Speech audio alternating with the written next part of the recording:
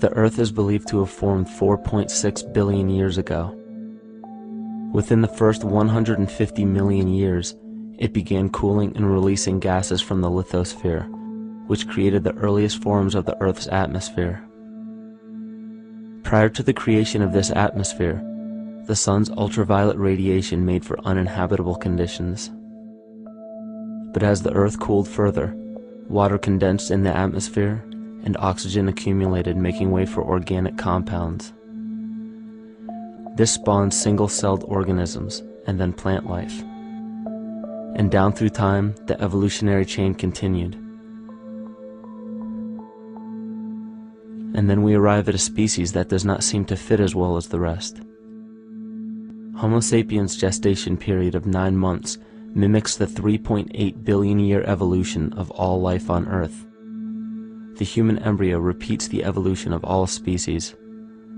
When the sperm and egg unite, this new creation is a single-celled organism. Within hours, this single cell divides and multiplies more rapidly than any other species. 4 weeks later, the embryo begins to develop gills mimicking aquatic life. A few weeks later, it develops lungs and a tail with reptilian appearance. From there, a mammal is recognizable, and then onto a primate form. It then sheds its laguna, which is the embryonic fur, and at last shows the characteristics of a human child.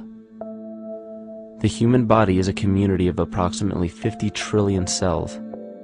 Everything the body does, the cell does as well. Cells have respiratory and excretory systems. They feed, feel, think, and communicate with other cells.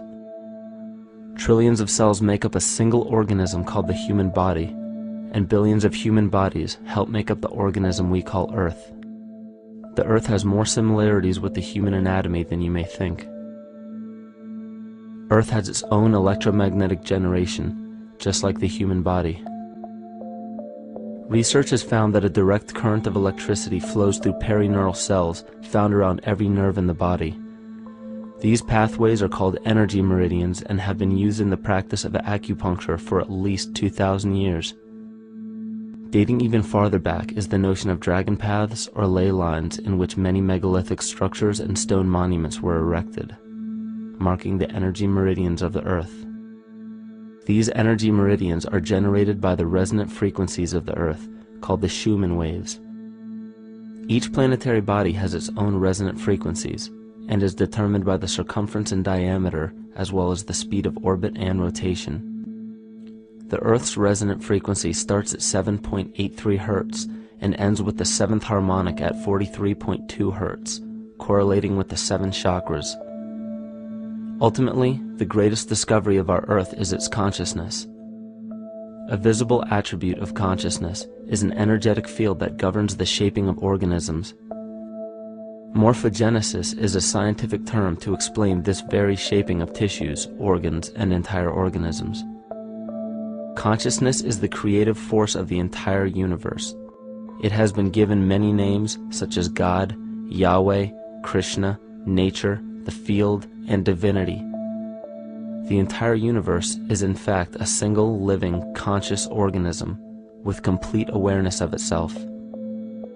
The reason why it may seem difficult to comprehend this is because our understanding is typically limited by our language. When we hear the term conscious organism, we tend to anthropomorphize its definition.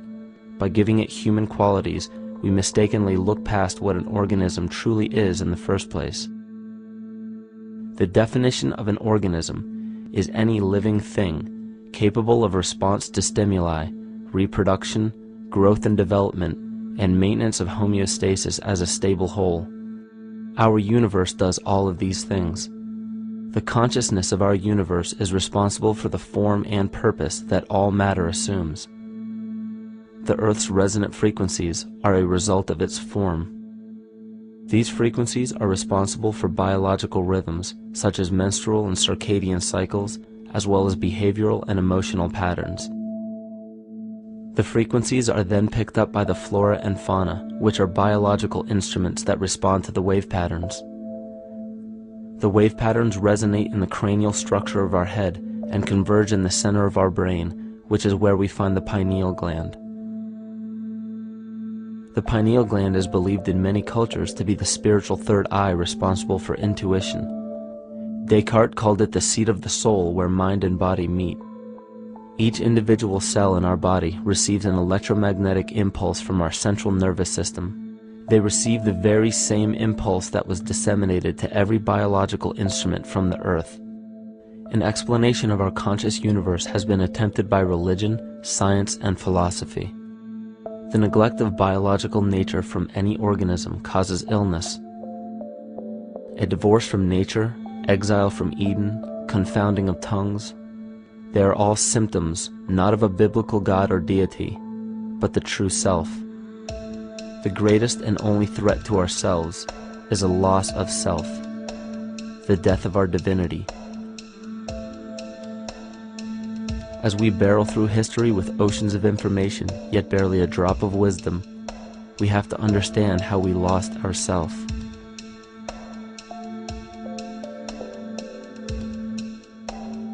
In sacred texts and ancient scriptures left by our ancestors, we find an incredible link between stories of creation, a great flood, the war of the gods, the Messiah dying for the sins of man, end-time prophecies, and similar characters. These correlations show up in myths from cultures that supposedly had no contact with one another due to distance in geography and time. The common thread we find that connects all of mythology has its roots in the stars. One of the most revealing accounts is the battle of the gods in heaven and the ensuing flood.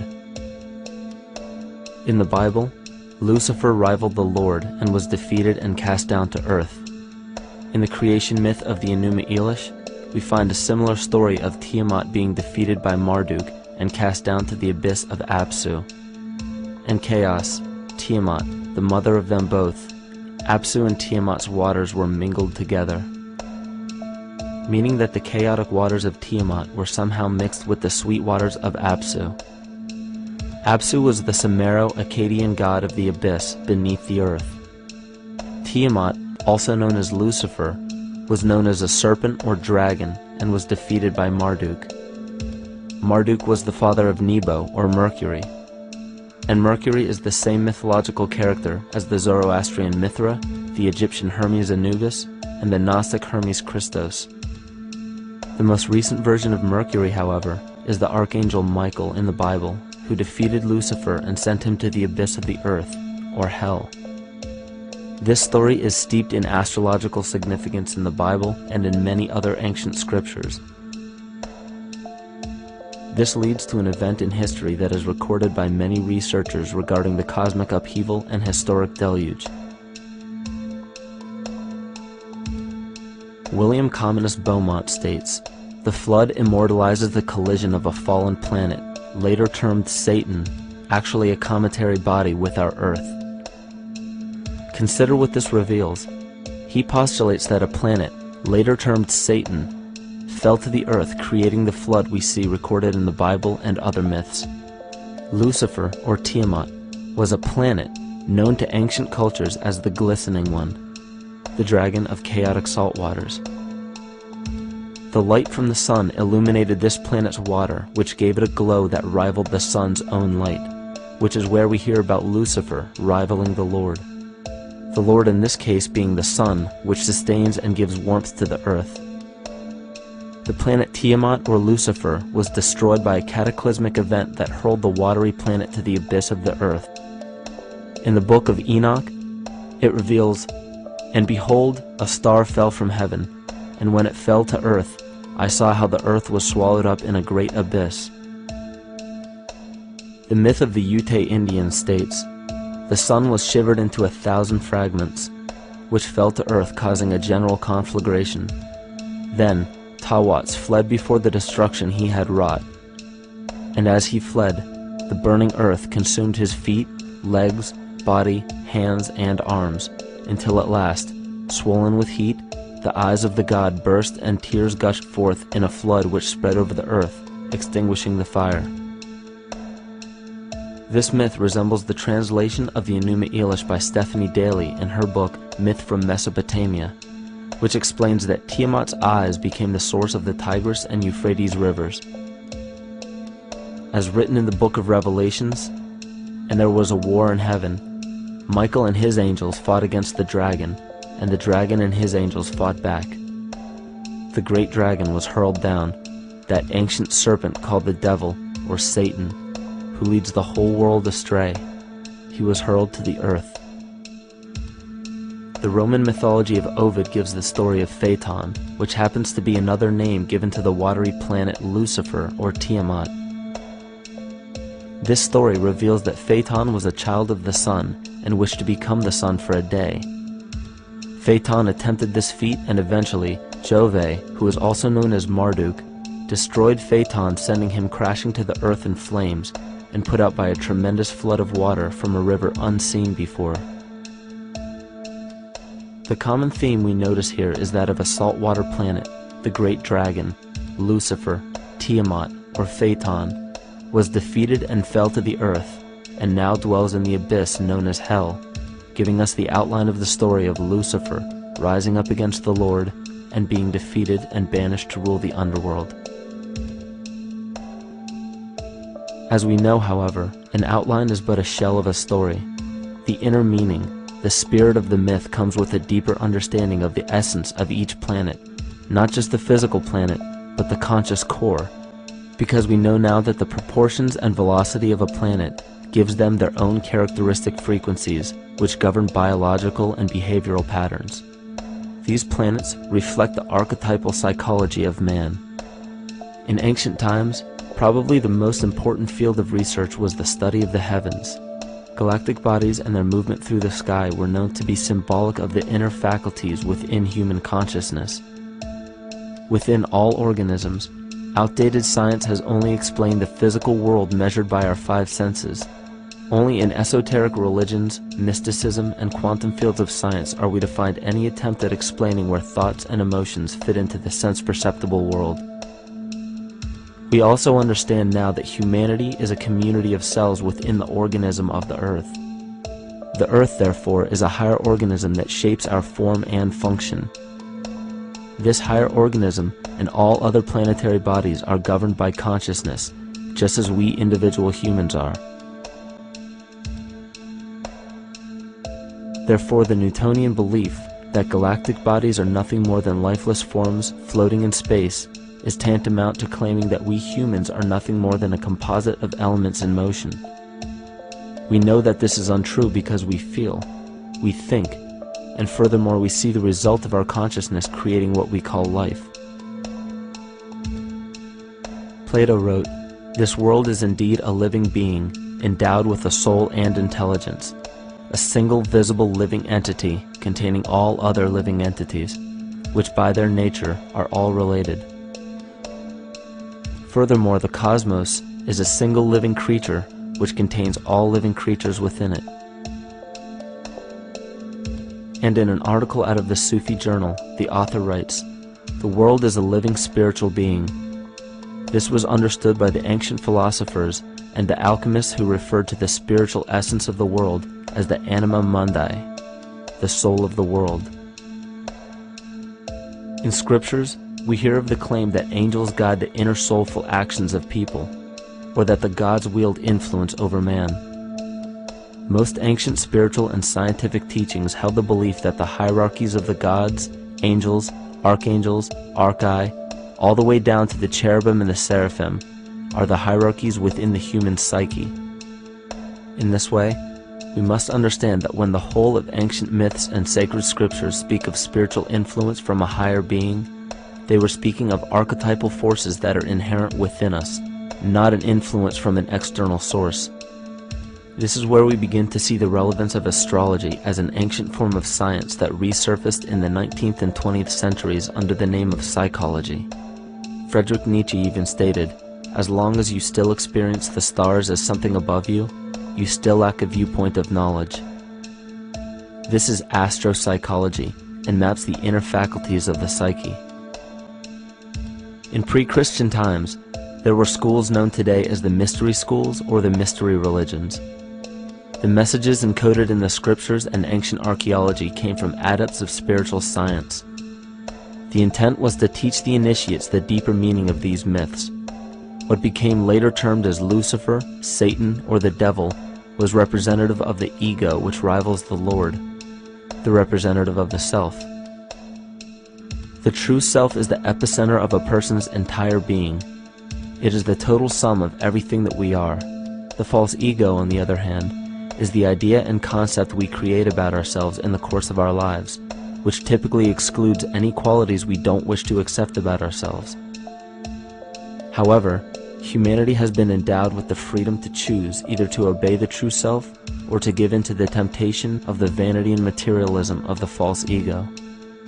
This is the most notable trait that separates man from animal: our freedom of choice, the choice to follow our concepts and ideals or our natural impulses, the choice to sustain nature or to destroy it.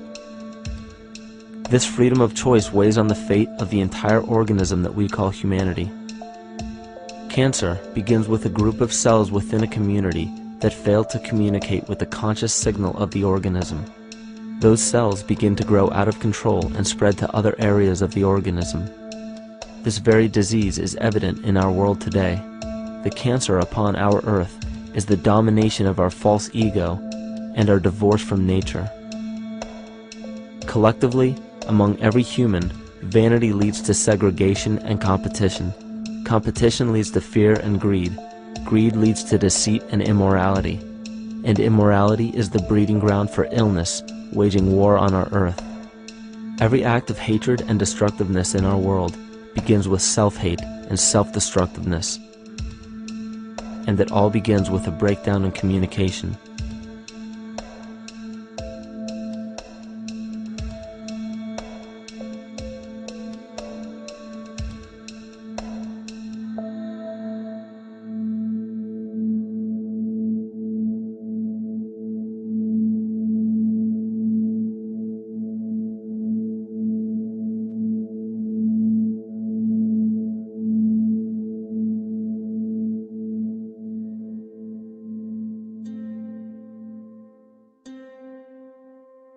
In nature, all that we perceive with our five senses is a result of two fundamental principles. Everything in existence is made of a relationship between vibration and matter.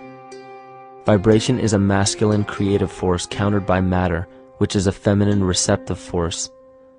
Thus begins the principle of duality. We see this duality in ancient myths and philosophies, yet only those philosophies and scriptures that were perverted and raped of the original meaning gave the impression that one polarity was good while the other was evil. The original sages, adepts, and shamans taught that both are necessary, and one would not exist without the other. These two important principles come together to form all things in the universe. This is KYMATICA. Even language, logos, the communication of any and all things in nature, depends upon this principle. Pete Peterson, in his works Cymatics, The Science of the Future, stated that nature shows examples of KYMATICA in everything. This phenomena is found to be one of the prime forces that moves biological evolution along its path. Dan Winter reproduced an experiment to prove that the ancient languages of Hebrew and Sanskrit, when spoken, create a vibratory frequency that moved matter into sacred geometrical patterns. Upon further investigation, Hebrew, Sanskrit, Aramaic, Arabic, and other elder dialects have older roots in a parent language of Gaelic and quite possibly an even earlier origin.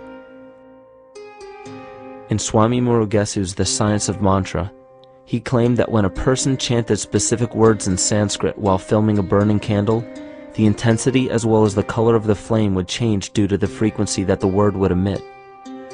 This same science has been shown to lower and raise blood pressure. And in his own words, certain sounds can affect their circulation and nervous system. Whatever change such vibrations cause extends to the mind of a person and also to the surrounding atmosphere, causing warmth or coolness. All this can be known by study and shown by practice. This rediscovered knowledge of the science of sound shows that sound is something more than mere vibratory signals. Not only does sound interact with life, but it sustains and develops it. It acts as a conduit of conscious intent between people, societies, and entire civilizations. Yet the psychic illness we endure due to the domination of our false ego is reflected in the collective. Our psychological schism has shut us off from communicating correctly with our inner self, which is exactly how cancer cells within the body operate. In the collective, we have created a language barrier between humanity and the rest of nature, acting as a global cancer. Recorded in history, the efficacy of the ancient languages has been severely uprooted. The alphanumeric translation from Hebrew to English shows a complete reversal of the two languages, giving the cymatic effect unnatural results. Dr. Leonard Horowitz stated in his work on DNA, 1/3 of the sensory motor cortex of the brain is devoted to the tongue, oral cavity, the lips, and speech. In other words, oral frequency emissions spoken or sung exert powerful control over life, vibrating genes that influence total well-being and even evolution of the species. A degradation of language in this case is shown to affect biology. If something as basic and important as language can be degraded and devalued to such a degree, yet never questioned, what else might we be missing? Think of an aspect of your life that dictates the limits of your freedom. Government and law enforcement, insurance and pharmaceutical companies, taxes, building permits, driver's licenses, and more. There are hundreds if not thousands of stipulations, regulations, and boundaries on our freedom. And out of the ones that were just mentioned, how many have you researched to find out whether they apply to you or not? Let's look at the forms of law that we currently acquiesce to.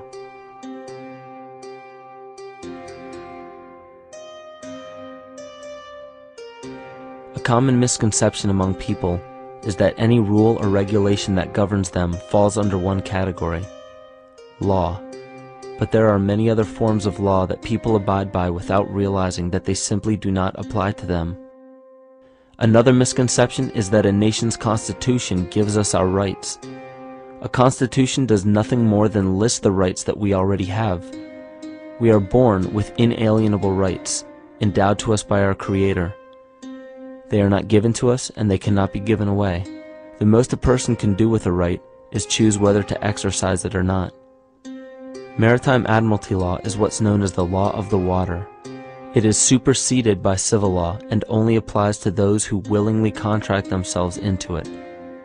The definition of admiralty law is a body of private international law governing the relationships between private entities which operate vessels on the oceans.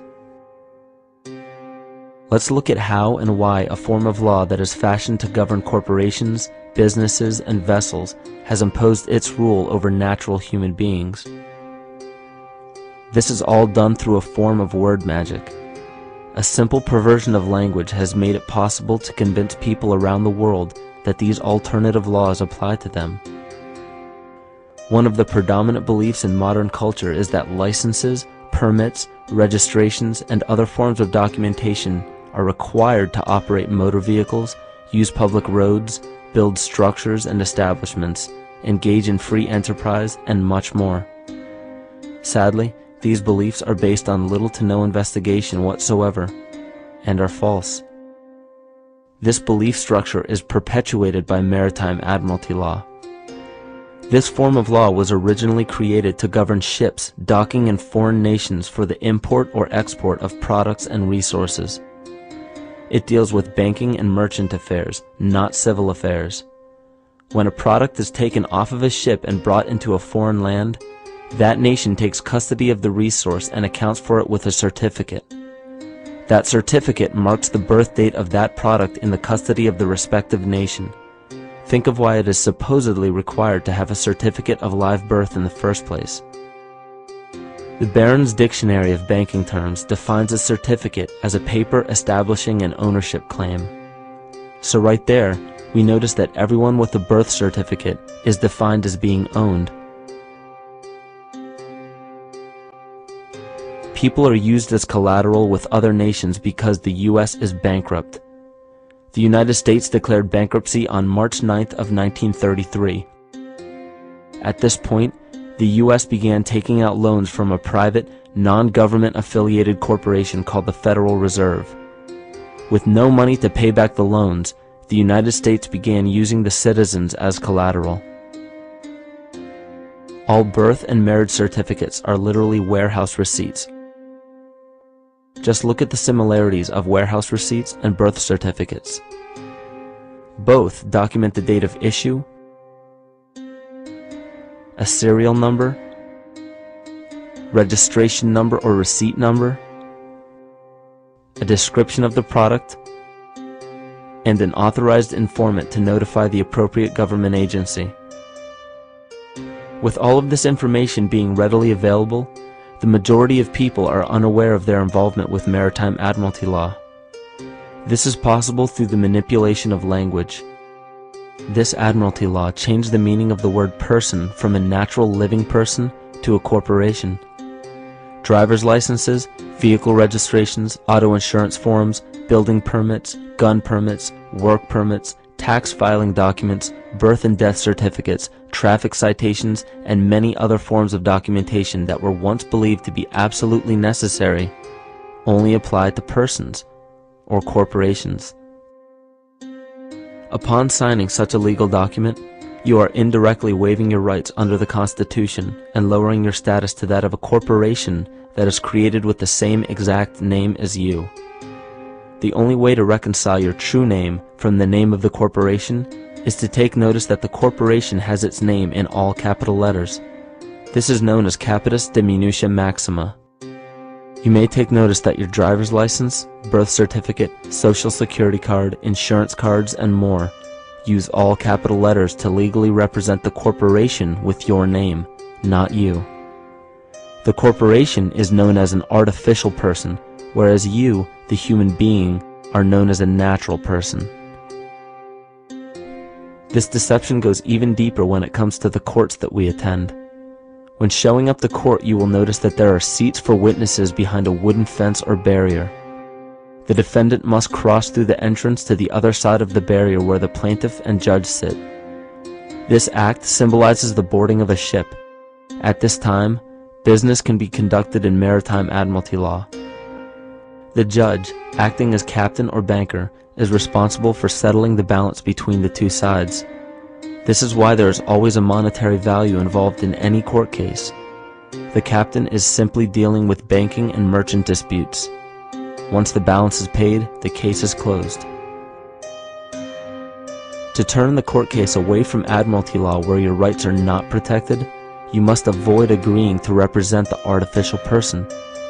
This is done by stating that you are the natural person. You don't have a first or last name because those imply corporate title.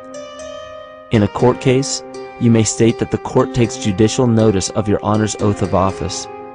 Every judge must take an oath of office to practice law, yet you must make it clear to the court and the jury that the judge is acting as judge and not banker. Remember that you are a natural human being of the earth. You are not governed by anything but your own consciousness. Laws are created within a society. The society that created the laws we see being enforced today is called the Law Society. Yet the most beautiful part of this entire deception is the fact that we are not part of the Law Society, so their laws do not apply to us. Judges, lawyers, and law enforcement officers, they're all part of a society. Within that society, they've created their own language that's deceptively similar to English. They have these little things called statutes, acts, and regulations that seem like laws, but they really only apply to those within their society. So that basically means all the traffic violations, minimum age requirements, and everything except for damage to another person or their property doesn't really apply to the natural person. Laws only apply to those within the Law Society. The game being played is an illusion. You can simply choose to open your eyes and reclaim the freedom that you were born with, bound by nothing but the limits of your imagination. These are just a few examples of assuring that your rights are being protected. By far, the most important line of defense against this deception is to be aware of the perversion of language, and be absolutely aware of how you form your beliefs and concepts.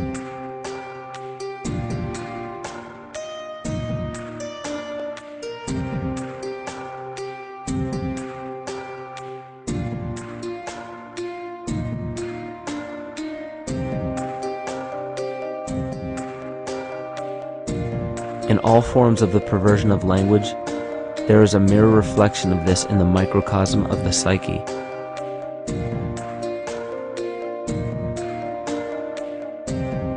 And the problem I see with humanity today is we don't truly know ourselves anymore. We have the 9-to-5 job, we have the house, the children, the bills, the television, the hobbies, and the errands that we run every single day, and we eventually begin to believe that this is who we are. But who are we beneath the job title, beneath the status of mother or father, theist or atheist, Republican or Democrat, black or white, man or woman? Who are we? Who are we deep down inside? We don't know, because every time we hear an answer that we don't want to accept about ourselves, we deny it. We'll pass it off and project it onto somebody else and judge them for it. This is repression. And we see what repression can do to us on an individual level, but what about on a collective level of humanity? What happens when the whole world refuses to see what they truly are on the inside?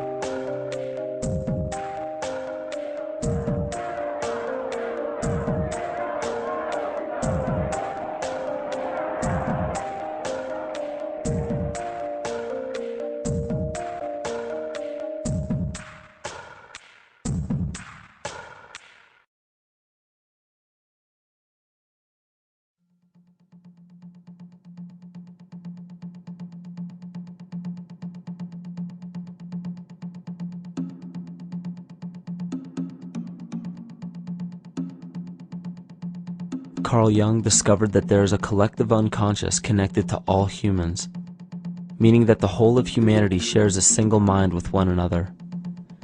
This is evident in the world through accounts of shared mythology and symbols, the study of morphic fields, and with the science of kinesiology.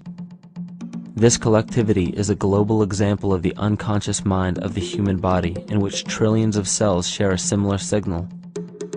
This parasite, called our false ego, requires a continuous flow of sustenance to survive. Food, fuel, and any other form of sustenance is energy. Human consciousness is an electromagnetic field of energy. When this potential energy is utilized, it then releases kinetic energy, which is used to perpetuate the false ego. This scenario occurs in the smallest parasitic organisms, all the way to a collective organism called humanity. A parasite will release chemicals that cause the host to crave the sustenance that the parasite needs to survive. As long as the host is unaware, it will keep feeding the parasite and starving itself. In a similar way, Wilhelm Reich stated that whole societies suffer from a psychosis caused by starving our organic biological impulses. He states that sexual suppression supports the power of the church, which has sunk very deep roots into the exploited masses by means of sexual anxiety and guilt. It engenders timidity towards authority and binds children to their parents. This results in adult subservience to state authority and to capitalistic exploitation. It paralyzes the intellectual critical powers of the oppressed masses because it consumes the greater part of biological energy. Finally, it paralyzes the resolute development of creative forces and renders impossible the achievement of all aspirations for human freedom. In this way, the prevailing economic system, in which single individuals can easily rule entire masses, becomes rooted in the psychic structures of the oppressed themselves. What Reich was showing in this powerful quote is that on a collective level, the suppression of a natural function, whether biological, spiritual, or emotional, will result in an abnormal reaction, a psychic disease. This illness or disease is reflected into the masses through a collective unconscious and acts as an epidemic. Humanity is plagued with an incapacity for freedom, meaning that people en masse lack the ability to govern themselves on a psychic level, and this manifests in the macrocosm as government and organized religious powers, thus opening the throne, our national and individual throne, to anyone and anything.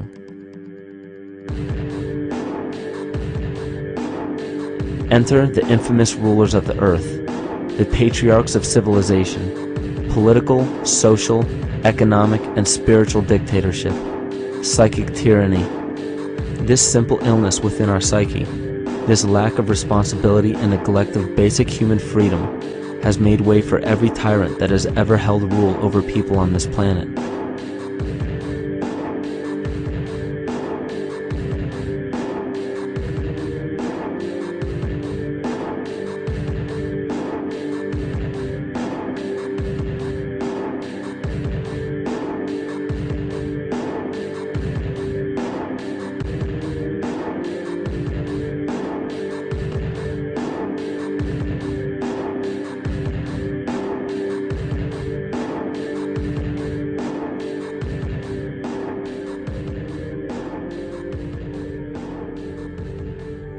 But these oppressive tyrants that are demonized by the masses are no different than us. In fact, they are one with us.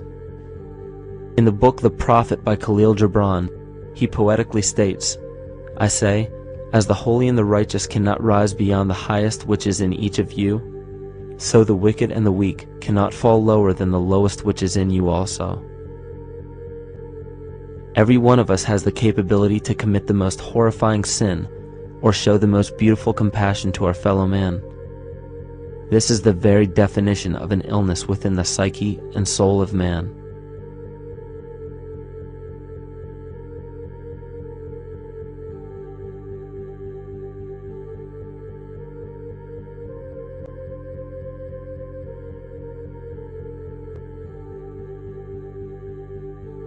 Think of any position of power that you believe to be above you. Royal families, government leaders, the United Nations, financial organizations, corporate monopolies, and media juggernauts. These are all facets of our false ego. They are the physical advent of our own sickness. They require our conscious participation, our conscious energy to survive. Because without our cooperation, without supplying them with the sustenance of complicity, they starve. Their very nature depends on our desire to be ruled, and a typical symptom of the illness among humanity today is our continuous denial of our illness. Repression. We consistently repress those qualities we choose not to accept about ourselves. This is why it is so difficult to see the false ego and its multiple manifestations for what they truly are.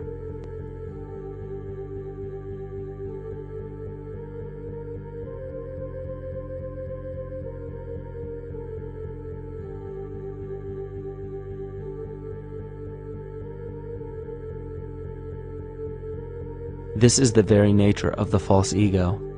It acts as a red herring to distract us from the freedom we truly have. For this psychic parasite to survive, it must supply us with a chemical that will cause us to remain dependent upon it. In this case, the sustenance is our conscious energy. And in order for us to feed it to the parasite, the chemical of fear causes humanity to crave protection and defense.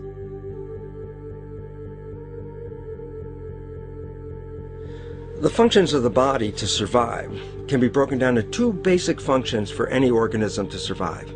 You have to be able to grow, maintain yourself, take care of your biology, but you also must be able to protect yourself, so that if you're just growing and you can't protect yourself, you'll become food for something else. So the survival involves a balance between growth and protection. Through the history of human civilization and through human evolution, we recognize that our nature is to be in a state of growth, and that our protection is only supposed to be used to, help us out of that threatening moment. You can't be in growth and in protection at the same time. So the significance is, when we see a need of protection, the stress hormones in the body shut off the blood vessels in our viscera, or gut, which is the part of the body for growth.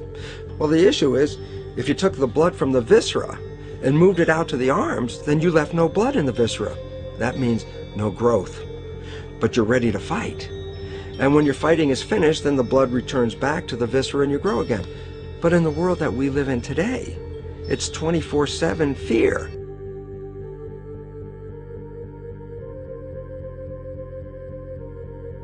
So we have a continuous dripping of that stress hormone into the body. It's just dripping all the time, getting us ready to run or fight or flight at any moment at the drop of a hat. We're ready to go because we're on guard. Well, the problem is, what does that mean about your allocation of energy? And it says, we're spending most of our energy in protection. You cannot survive if you're in protection all the time.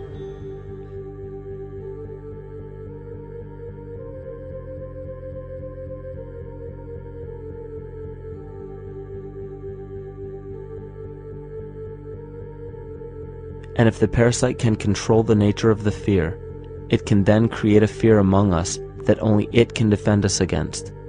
A recent physical manifestation of this comes from Zbigniew Brzezinski, former Secretary of State who also supported President Barack Obama. In his book, The Grand Chessboard, he states, as America becomes an increasingly multicultural society, it may find it more difficult to fashion a consensus of foreign policy issues, except in the circumstance of a truly massive and widely perceived direct external threat. Even the Reichsfuhrer of the Nazi Party, Hermann Göring, sums up this game of supply and demand perfectly when he stated, "The people can always be brought to the bidding of the leaders." That is easy. All you have to do is tell them they are being attacked and denounce the peacemakers for lack of patriotism and exposing the country to danger. It works the same in any country. It also works the same in every individual psyche. Just remember that the false ego has only one desire: to become greater and more powerful than the true self. This illness causes us to believe that we are separate from nature. This is why we see such a rise in the dependency of technology. This is why we see such little stewardship for the earth and the environment. And this is why we see bigotry, racism, sexism, and every other form of discrimination possible that leads to crime, violence, wars, and eventually, the global destruction of the organism. This endless state of fear, confusion, and segregation our world seems to live in is a symptom of the false ego creating a false threat.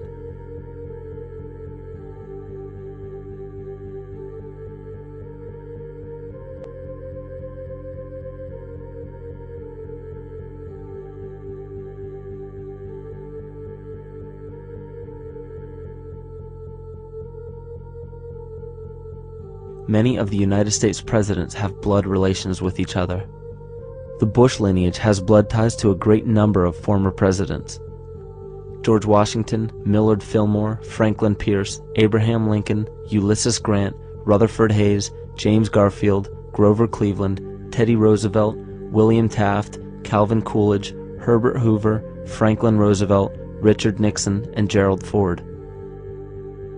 Michael Tessarion points out in his work that Bush is closely related to every European monarch on and off the throne, and has kinship with every member of Britain's royal family. Bush's family tree can be documented as far back as the early 15th century. He has a direct descent from Henry III and from Henry VIII's sister Mary Tudor. He is also descended from Charles II of England. And we also find that George W. Bush is a direct descendant of Godfrey de Bouillon. Godfrey was the first king of Jerusalem after he recaptured it from the Saracens, which was the name for the Islamic faith during the Middle Ages. It is interesting to note that the current occupation of the United States in the Middle East was re-established by the same family, George Bush Sr. in 1991, and again by George Bush Jr. in 2003. George Bush Jr. is then found to be a cousin to both opposing candidates of his 2 terms in office, Al Gore and John Kerry.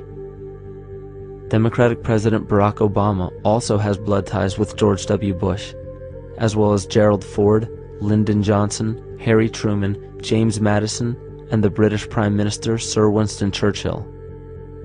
On the opposing side of the 2008 presidential ballot, John McCain is descended from Robert the Bruce, King William I of Scotland, and also Godfrey de Bouillon. Probably one of the most interesting facets of the bloodline relations is the fact that the whole British royal family has descent from the Muslim prophet Muhammad through the Arab kings of Seville. This bloodline was passed through the kings of Portugal, Castile, and eventually down to King Edward IV. This is a very, very different story from what you hear the media pumping out every day, being this idea of lineal superiority. It's completely debunked according to the foremost authority of aristocratic lineage, Burke's peerage. And this just goes to show that there's the true story, and then there's the manufactured illusion, the front that's given to the public.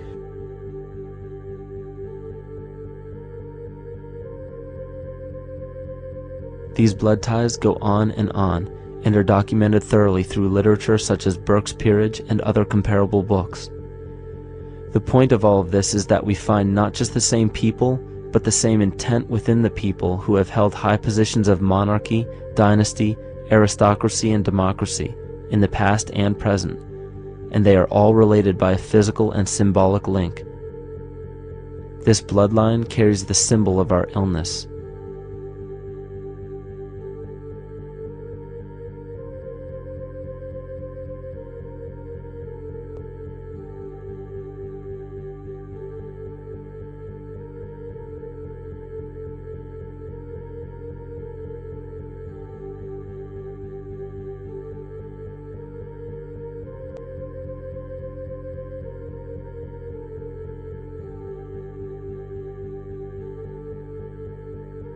The symptoms of our psycho-spiritual illness are the wars, terrorist attacks, artificial or man-made disasters, and leader figures.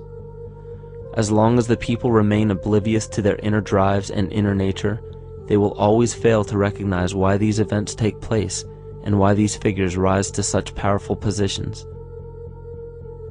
The reason why we have failed for thousands of years to conquer these archetypal rulers permanently is because for thousands of years we have been fighting the symptoms of an illness and not the root cause.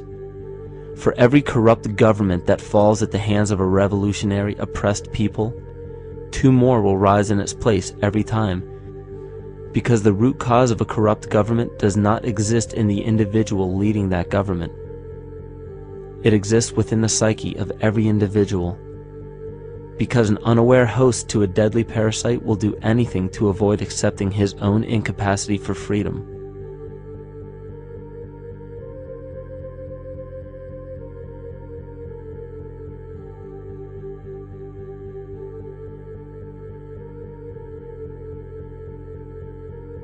We are so bereft of sanity in this world that those few who simply stop projecting onto others and begin facing their own demons are seen as neurotic. An article written in the 1950s states that studies showed that individuals who had been isolated from their familiar social and cultural environment became neurotic. This shows that when those individuals had no object to identify their darker emotions with, they began to see these things in themselves, that which they refused to recognize before, and were unaware of why they appeared and how to cope. Facing our true inner self is virtually unknown in our world today. This is why no matter how many civilizations rise and fall, it is our collective consciousness that creates our governing apparatus, not individual people.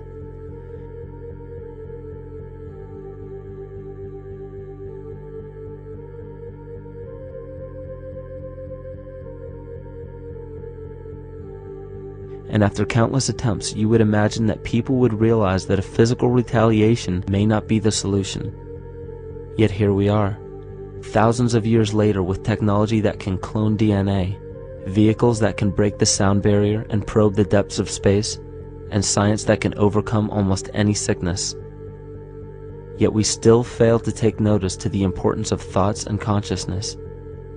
This is the very definition of insanity. And every single one of us is responsible for this psychic epidemic, because we're killing the messenger and paying no attention to the message.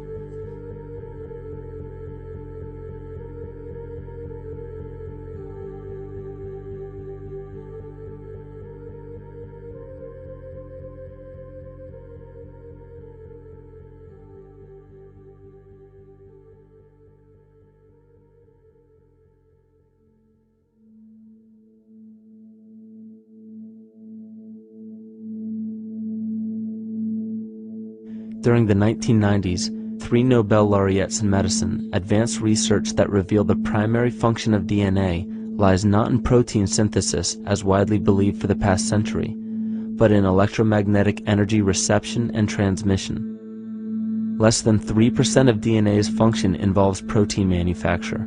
More than 90% functions in the realm of bioacoustic and bioelectric signaling. So why is it important to know that DNA functions in bioelectric signaling?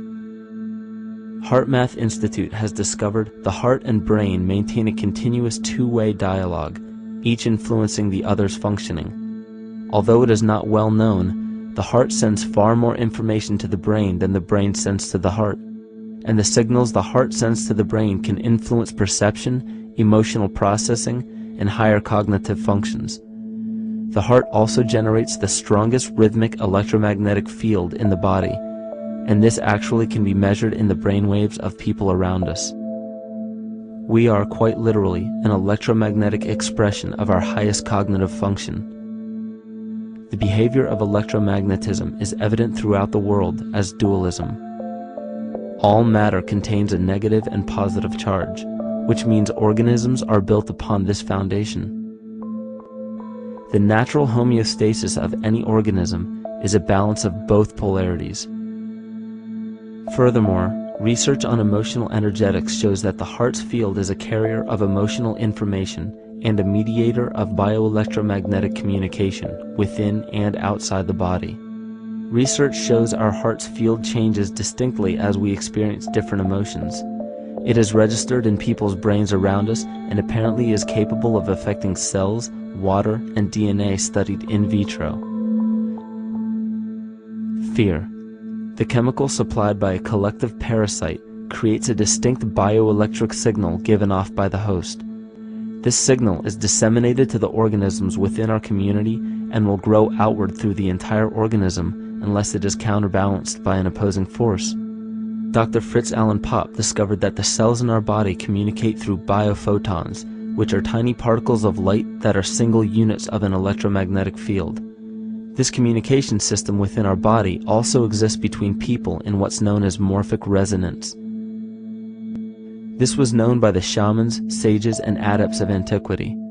These teachings were commonplace in prehistoric cultures. It wasn't by sheer chance that artistic expression and rituals were the cornerstone of every ancient civilization. Art was used as a personal method to exercise the shadow content of the psyche and introduce it to the conscious mind. This was very literally viewed as psychic therapy. Ritual was based around astrological dates. As we've learned, the study of the stars and planets reflect our own astropsychology. The shamans would perform rituals on astrological dates that would correlate with a circadian rhythm or a psychological cycle. These rituals kept the human participants aware of their inner self and prevented the repression of psychological content. As long as people were facing their inner demons and accepting them as their own, they were not collectively projecting them into the physical world. If you bring forth what is within you, what you bring forth will save you. If you do not bring forth what is within you, what you do not bring forth will destroy you. The progeny of our psychological disease began growing rapidly after a series of catastrophes forced the collective into a somatic state of fight or flight. This lowered the immunity of the population by introducing a state of immense stress. Our body becomes more susceptible to illness under stress. In this manner, humanity fell ill when entire bodies of land were swallowed up by the floodwaters. This uprooted many tribes, chiefdoms, and civilizations from their homes, and their ritual practices that were used as a conduit for psychic wellness were put on hold in order to survive the catastrophe and seek new homes. The shamans were spread to many new areas of the world. This information has been suppressed. We are made to believe that advanced civilizations such as ancient Egypt and the Mayans of Mesoamerica came about with no prior rudimentary remnants or evidence of evolving intellectual artifacts to bring them to their peak. We are meant to believe that their incredible knowledge of mathematics, astrology, agriculture, economy, polity, and architecture came out of nowhere. This leads many researchers today to the understanding that the origins of these civilizations have been suppressed.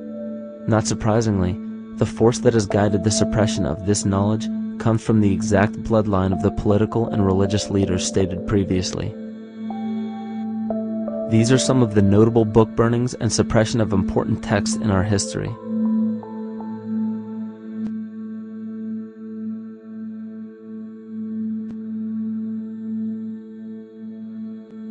Yet after all of this suppression, there are still remnants of the dispersion of elder civilizations in nearly every country. There is tremendous evidence of ancient cultures visiting North America long before the conventional belief of European colonization. Barry Fell states in his book America BC, there are ancient inscriptions now being reported from nearly all parts of the United States, Canada, and Latin America, written in various European and Mediterranean languages in alphabets that date from 2,500 years ago. William Commonus Beaumont wrote, "The Toltec and Maya civilizations never originated on American soil, but appeared there full-blown, with a well-defined art and system of hieroglyphic writing which possesses affinities with Egyptian. It is found that there are thousands of prehistoric sites across New England and several other northern states showing inscriptions, carvings, and mounds created by Druidic mariners as far back as 800 BC. To suppress this information further, it was not only imperative for the bloodline to burn the documented texts containing true historical information, but to wipe out the cultures that derived from these ancient shamans. The most devastating genocide ever endured was and still is the annihilation of shamanic tribes. We've lost our traditional roots and don't know about ritual. The dragon dances and the ghost dances of the Native American Indians, what do you think that was all about? All the shamans of the world, when they do their rituals, they're doing that. Their work, harmonically through dances, is to strengthen the immune system of the earth. You know, but they've been all murdered. So that was why in the 17th century, exactly the same period I'm talking about, there was an all-out agenda that when you come across indigenous people, you annihilate them. Columbus was sent on his expedition along with agents of the crown to disrupt the lives of the natives and seize mineral resources. He visited every island in the Caribbean, depleting the gold and taking as many slaves of the native Taino tribe as possible. 5 million natives were murdered within 3 years, according to Leah Trabeck. Within 15 years, the Arawak tribe of 250,000 was completely wiped out. The population of the United States prior to European contact was greater than 12 million. 4 centuries later, the count was reduced by 95% to 237,000. From 1494 to 1508, over 3 million people had perished from war, slavery, and the mines. Who in future generations will believe this? I myself, writing this as a knowledgeable eyewitness, can hardly believe it. My eyes have seen these acts so foreign to human nature, and now I tremble as I write. Another agent of the false ego bloodline was Hernando Cortez, who decimated the Aztec tribe and plundered their mineral resources. This again was the case through Cortez's second cousin, Francisco Pizarro, who conquered the Incan Empire in Peru. These atrocities are seen throughout Africa, New Zealand, New Guinea, East Timor, and are still seen today in Canada. This was a deliberate attempt to bury any surviving remnants of the ancient world and our true history. It is a naive mistake, however, to categorize and blame everything and everyone involved with politics or religion for this suppression of knowledge. It is only natural for people to crave spiritual understanding when there are so many manufactured missing links and perversions in the spiritual text today. And due to this void of spiritual wisdom, honest and moral people who are simply trying to understand their place in this world become the prime consumer market for those who wish to exploit this vulnerability. The ego is something that is it's insecure. It's something that is in need of control. The ego actually is an inferior thing, but it's trying to act like it is something that is superior. Hence this schism occurs between the ego and between the unconscious or the self. There's a kind of a messiah complex at work here as well, I feel, that we project the savior type ideal on someone, and we expect them to save us, and we're not willing ourselves to kind of deal with this and get to the root of why we perhaps feel insecure, or why we feel we don't have enough power to run our own lives, basically. If we look at the New Age movement, for instance, which is another kind of trap in all of this, where people might end up, actually. They're looking for something so bad that they're taking all these things that are handed to us or to them, but it's not really based on any real understanding. It's still kind of coming from a religious type of perspective. People are genuinely seeking something new. They're genuinely seeking a new type of spirituality, or to better themselves, or to change something, but this is being hijacked. And what they actually do is that they lead you into another type of group mentality or New Age religion, whatever it is, and people still are not able to kind of really break free from that and follow their own journey or their own path, which I think is very important in all of this.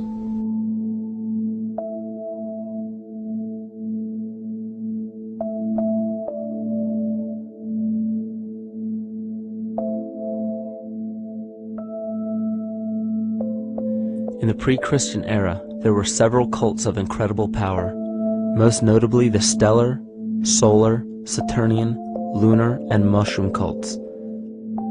It is simple to see that worshippers of the lunar goddess comprised of the lunar cult. The worship of sun gods were indicative of the solar cults. The Saturnian cult, which consisted of Phoenicians and Canaanites, worshipped El or Eli. The biblical exodus of the Hebrews from Egypt showed that they entered Canaan and merged the lunar cult of Isis, the solar cult of Ra, and the Saturnian cult of El to form Isis, Ra, El. Israel. The old Israelitish cult and mythology, the Yahweh worship, the patriarchal legends, the sojourn in Egypt, and so on, are rooted in the religion of the sacred fungus, developed from the underlying fertility philosophy of the ancient Near East. The Jewish mitre, Muslim turbans, and military berets are derivations of the symbol of the mushroom cult. One of the first and most prominent, however, was the stellar cult, and a number of these ancient cults were created for shamanic purposes and earthly stewardship, yet some were taken over with different intentions. Just as you would imagine in any establishment of power, smaller cults formed within the main cults to worship individual deities. The cult of Mithras and the cult of Dionysus are two examples. You still today can see the Mithraic or Phrygian cap on the symbol of the seated Liberty dollar, the coat of arms of many countries, the reverse side of the flag of Paraguay, the seal of the United States Senate, and even involved in the solar cult holiday that we now call Christmas. In the cult of Dionysus, many festivals were celebrated, such as the Greater Dionysia, celebrated in Athens around the spring equinox. The foremost event in this festival was the Thymelic contest, in which poets, musicians, and entertainers performed in an open-air theater. Musicians did not have to pay taxes, and members of the Artists' Guild did not have to participate in military affairs. The cult of Dionysus is still alive to this day as the entertainment industry.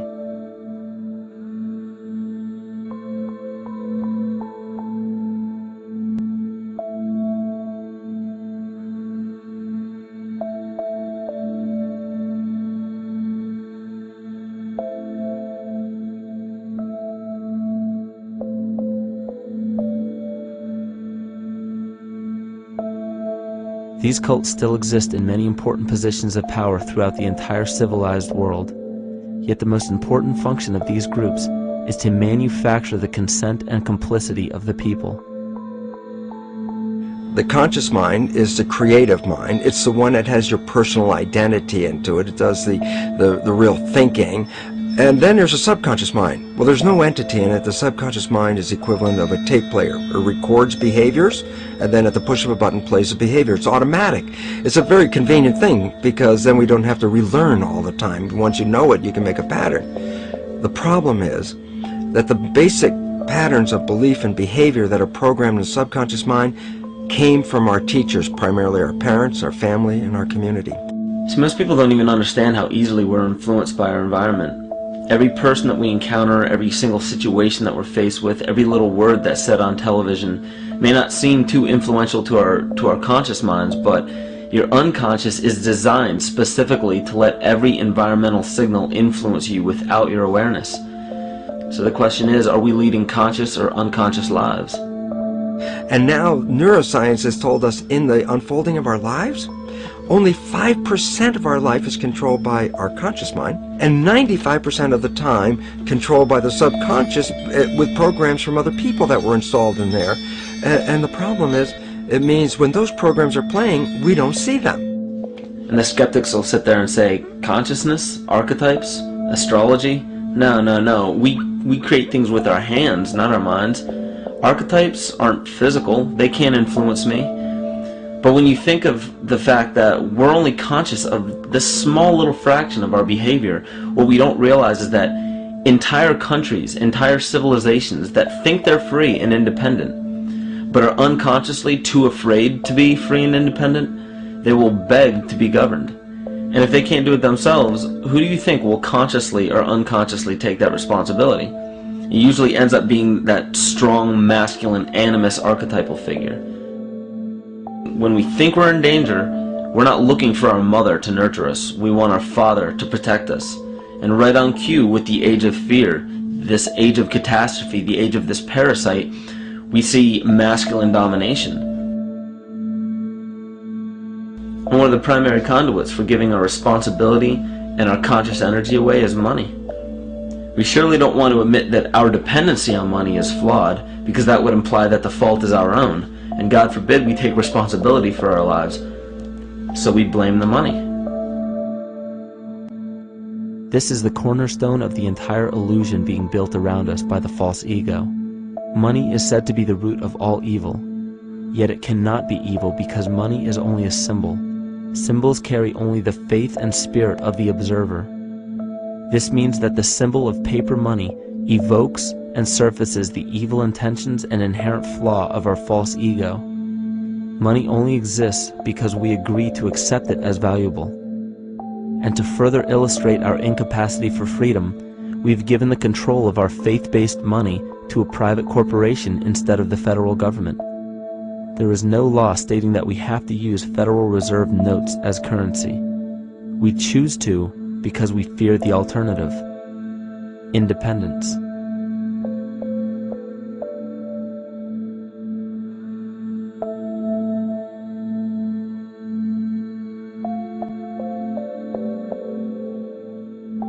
But it's not even really about money, it's about energy, because money is simply this material thing that allows billions of people to crave just one thing and put their energy into the same thing. It's not the plasma TV or the house or the lifestyle or the job or the significant other or the status that we're really after, because we know that we're empty. These people feel sadness and loneliness and void just like anybody else. And they either want to fill that void with materialism because they think that that'll make them feel better, or they want to sedate the void feeling with material possessions. So it all comes back to this feeling of having to put our dependency into an external source, something that we have absolutely no control over. What we're seeing right now is with all the competition of each other destroying each other, wars, competing for material existence, raping the planet and tearing it apart to get some pieces of it to hold in your hands and say you won the game. Every one of those moves is destructive not just of the planet but of human civilization, because human civilization will thrive with cooperation and will die with competition. And if you operate from these truths, then you end up with the extinction that lies before us. You see, we all have demons, so to speak. We all have inner demons in our lives, but we expect to see devilish monsters or dark apparitions when you think of a demon, kind of like what you'd see in the cinema. But our demons are really the people in our everyday lives, the people that we argue with, the people that we envy or hate, the ones we physically or emotionally harm in some way, shape, or form. And it's not because we envy or hate qualities in these specific people as much as we hate the fact that they remind us of ourselves. They reflect qualities about ourselves that we wish we had more of, or that we wish we didn't have at all. So what do? We alleviate that pain not by fixing or fighting our own demons, but by harming the people that remind us of our demons, by harming the people that remind us of the things that we don't like about ourselves. And when we become frustrated that we're not in control of our emotions because we don't really know what's affecting our emotions, we take it out on others. We take it out on absolutely anything else that can show us or act as a catalyst for our hatred. And so we do the same thing to animals. Animals are perfect because they can't defend themselves. And it's a perfect catalyst for our inner aggression, our confusion, our hatred. Just take it out on something absolutely helpless. Just imagine how unconscious a person has to be of his or her actions to torture or mutilate or brutalize any living thing.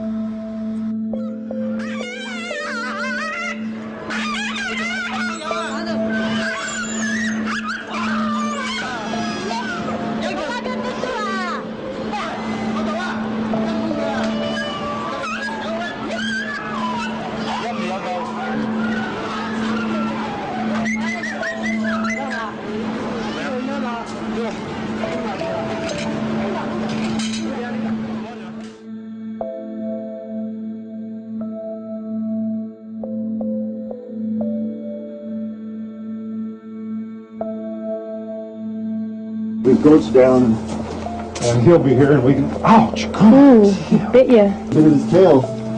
Is it common with their kids, maybe? He's a big guy. That's a real. Think of the lack of compassion you must have towards life in general to be able to feel no semblance of sympathy towards entire populations, let alone just individuals or individual animals, entire populations of species that are bred specifically for the purpose of commodity. But I'll tell you what's even more dangerous is not so much the people carrying out this cruelty, because that's already been established. That form of hatred and cruelty has already been established and it's already known. What I'm really worried about is the people who are against inhumanity, the people who are against animal cruelty and feel self-righteous enough to think that it's justified to inflict harm or even wish harm on these people. Because those are the people who take unconscious cruel behavior to a whole new level of conscious cruel behavior that's perfectly acceptable in their minds, because they feel that it's their job to bring other people to justice, like they're an authority figure of some sort. Those are the people who will have a much harder time figuring out why they harbor so much inner hatred and resentment. They don't seem to realize that it's just another form of the same exact hatred. So to keep from facing our inner demons consistently, what do? When we begin to realize, hey, wait a minute, maybe it's not alright to inflict harm on any other living thing, then the ego has to come up with a more esoteric form of cruelty to trick us into displaying the same form of self-hatred, the same indignant attitude, but just in another way and towards another group of people. But the emptiness will always find a way back in, and people will always start to feel restless again, no matter how many times they transfer blame to yet another person or yet another group. We need chaos in our lives. We crave destruction. We beg for catastrophe. Because if we don't have these things to act as a form of exorcism or a catalyst for us, we start to notice these things in ourselves, and that's what we don't want. You see, we can deal with wars. We can deal with terrorism. We can deal with stock market collapse and economic collapse. We can deal with these things. But once we start to notice this chaos within ourselves, that's what we're really afraid of. We'll take 1,000,000 September 11ths over one moment of true insight towards our self-hate.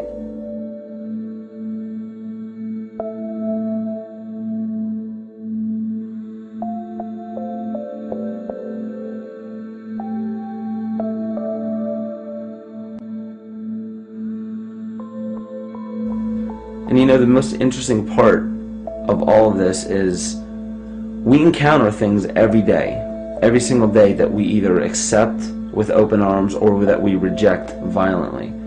The interesting part is not really what we're accepting or rejecting as much as what it is inside us that makes us feel compelled to a certain thing or repelled from a certain thing. There's this fundamental dual behavior of muscular strength or weakness, attraction or repulsion.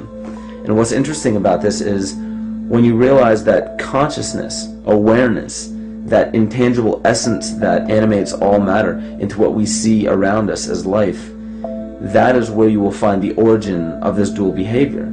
It's been explained as the inhalation and exhalation of Brahma, the contraction and the expansion of Ahriman and Lucifer in an anthroposophical setting, the active and the passive qualities in electricity, the masculine and feminine qualities, yin and yang, existence and nothingness. These are all ways to explain the same behavioral process that begins with awareness, it begins with consciousness. And if you get rid of all the images and concepts in our minds of these sayings in your head and just try to feel the difference between the two polarities, you'll begin to notice that all of the different scenarios and possibilities that are playing out in the world all spawn from this common origin. You'll have a million people telling you why the Bible is supposedly the Word of God and that you should follow it word for word. And then you'll have another million claiming that it's a form of mind control and not to believe any of it. Everybody will tell you to beware of this or watch out for that. This is good information, this is bad information. And I just have to wonder, what makes anyone an authority figure enough to say that something is true or false? And why are you denying or accepting anything based on the suggestion of another person? Why aren't you making that decision for yourself? Information is information. There's no such thing as good or bad information. It's all what you do with it. I say let everything be your Bible. Give every piece of information, every person, every event or scenario or situation an honest and open mind. Because then it's your responsibility to respond to it in the way that you choose. Not following the herd, not following convention, it's your responsibility. And that's the point when, no matter how many people tell you you're wrong or right, you're not dependent upon their approval. If we at least question our own actions, question our own thought process, and make a conscious decision to what we feel is right every single day, that's what I believe to be divinity. That's true shamanism. And that, to me, is what it really feels like to be alive.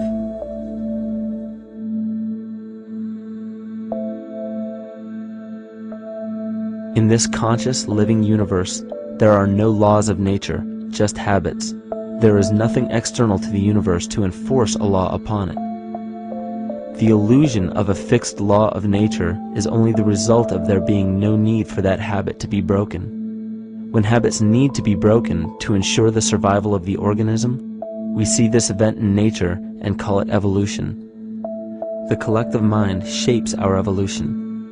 And a great example of this is the experiment done by John Cairns in 1988. His team put lactose-intolerant cells in an environment with only lactose for food. Under a law of nature, every one of these lactose-intolerant cells would have died. But surprisingly, they all survived. Every one of them understood the problem that they were facing and replaced the defective lactase enzyme with a functioning one to utilize lactose for food. If a cell has the ability to decide how and when to evolve because it's facing extinction, then anything can. The existing beliefs are that a human body is a biochemical machine controlled by genes, and therefore the behavior, emotions, and character of our biology, our health, our lives, are controlled by genes which we don't control. So this is what we taught people. You're a victim. Genes control your life. You didn't pick them. You can't change them. The genes you end up with program what's going to happen. My experiments on stem cells, which I started in 1967, I'd isolate one stem cell, put it in a petri dish, and then it would divide every 10 hours. So I took all the cells, split them up into 3 groups, and then just put them in 3 petri dishes. And then I changed the growth medium, the constituents of the environment, in each of the 3 dishes. In one dish, the cells form bone. The second dish, they form muscle. And a third dish, they form fat cells. What controlled the fate of a cell? And the first thing you have to say is, well, wait, they were all genetically identical when they were put in a dish. So obviously the genes didn't control it because they all had the same genes. What was different was the environment. And all of a sudden in my career it said, oh my gosh, here I am teaching genes control life, and the cells are telling me genes respond to life. And since you can control the response, you can control your life. It's how you read the environment, how your mind perceives the environment. And if you understand this, then you could lead yourself to the most wonderful expression on this planet, to be fully alive and fully healthy by just how you respond to the world.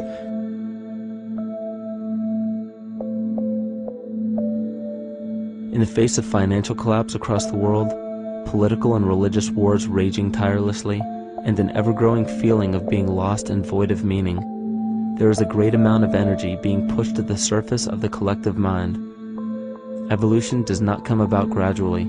It happens in spurts and fits, and comes about due to a tremendous need for the organism to survive.